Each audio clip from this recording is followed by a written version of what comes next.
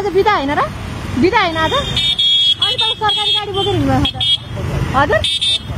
यहाँ पाउनु त पासै आउनु त सर गुड्का खाएर कहाँ फाल्नुभयो गुड्का खाएर कहाँ फाल्नुभयो टिप्नुहोस् आउनुहोस्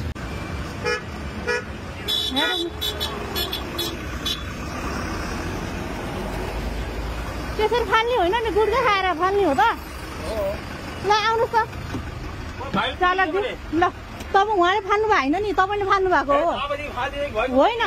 त्यस्तो हुँदैन नि तपाईँ रोक्नु न एकछिन रोकेर के जान्छ भन्नु त त्यो सबैको ऊ हो नि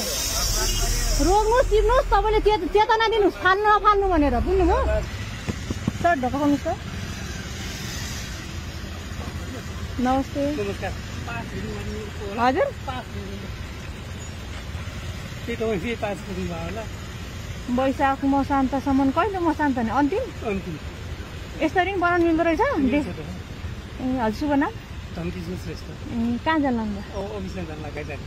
यहाँ चाहिँ यो उसमा मन्त्रालयभित्र काम सक्यो ए हस् धन्यवाद हस्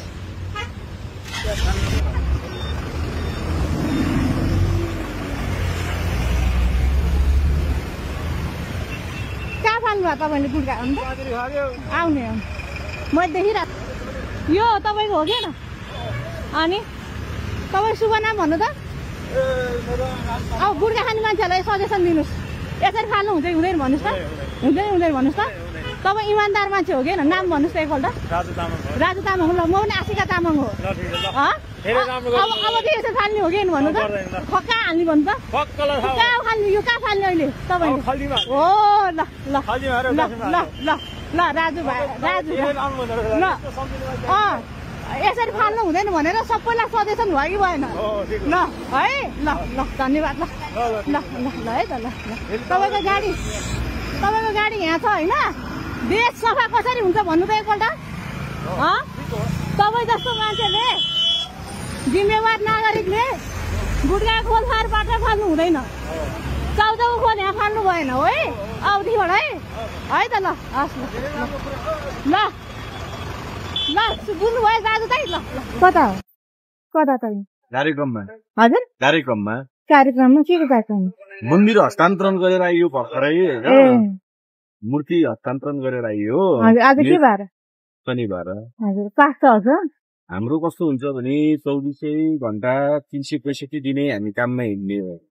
ए शनिबारमा काममै हुन्छ आइतबार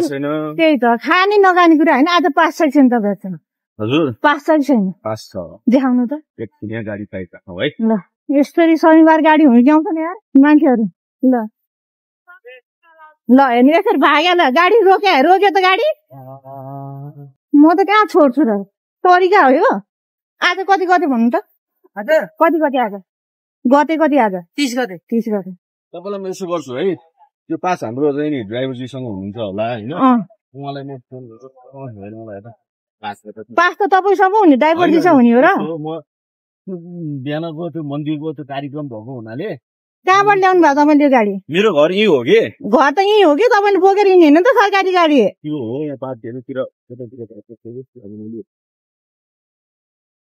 खोइ त पास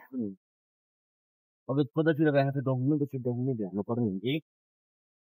अस्ति एउटाले उहाँ डेडी साथ पास भयो देखाएर चाहिँ हुर्किएर भाग्यो हेलो यसै चाहिँ ल सरकारी गाडी चाहिँ मोज मस्ती छ नि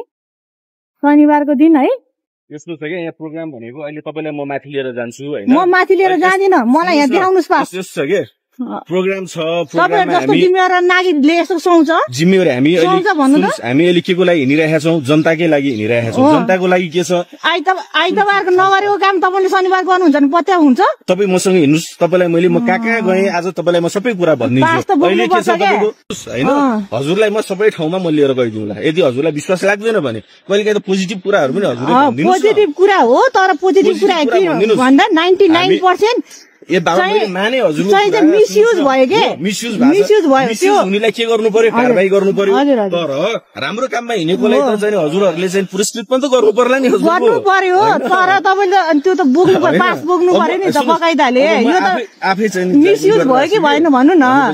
मलाई के प्रुफ छ त तपाईँ हिँडिरहनु भएको छ भने जनतालाई के प्रुफ छ त तपाईँ सरकारी काममा हिँड्नु भएको छ शनिबार भनेर भन्नु न मैले अर्को कुरा पनि राखेँ है त हजुरलाई चाहिँ एउटा चाहिँ मैले नयाँ कन्टेन्ट भनौँ हजुर तेल त आफूले हाल्नुपर्छ आफ्नो बगलिक पैसाले हाल्नुपर्छ त्यस्तो अवस्था छ हाम्रो सरकारी गाडी चाहिँ यसरी बुक गरेर होइन मैले माने हजुरले के भन्नु सरकारी गाडी भन्नु सरकारी गाडी ठिक छ तेल आफ्नो चाहिँ बगलीको पैसाले हालेर चलाउनु पर्ने अवस्था छ हाम्रो यो कुरा हजुरले चाहिँ बरु चाहिँ नि हाइलाइट गरिदिनु होला हजुरले यो कुरालाई चाहिँ सम्बन्धित ठाउँमा पुर्याउनु होला होइन पूर्व वडा अध्यक्षज्यूलाई बोकेर हिँड्नुपर्ने आवश्यक छ अहिले म को भन्ने कुरा आयो म को भन्ने कुरा आयो म काठमाडौँ जिल्ला समन्वय समितिको प्रमुख सन्तोष बुढा थोकी मलाई गाडी चलाएर हिँड्नु पर्ने आवश्यक हो म घरमा सुतेर बसे हुन्थ्यो होला नि त तर जनताको लागि चाहिँ हामी हिँडिरहेका छौँ भन्ने कुरा हजुरले बुझिदिनु पर्यो के जनताको लागि भन्ने पनि प्रुफ छैन अब तपाईँ पहिलो कुरा चाहिँ शनिबार चाहिँ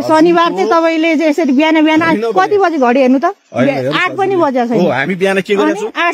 हिँडिरहेका छौँ हेर्नु त कसैलाई जनताको लागि हिँडिरहेका छौँ बिहानदेखि यो कुरा चाहिँ अब यो चाहिँ अलिकता उ भयो होइन तपाईँसँग मैले नराम्रो हिसाबले उ गरे होइन धेरै किन भन्दाखेरि बिदा होइन आज अनि तपाईँ सरकारी गाडी बोकेर हिँड्नु त हजुर यहाँ पाउनु त पास देखाउनु त सर हेलो सर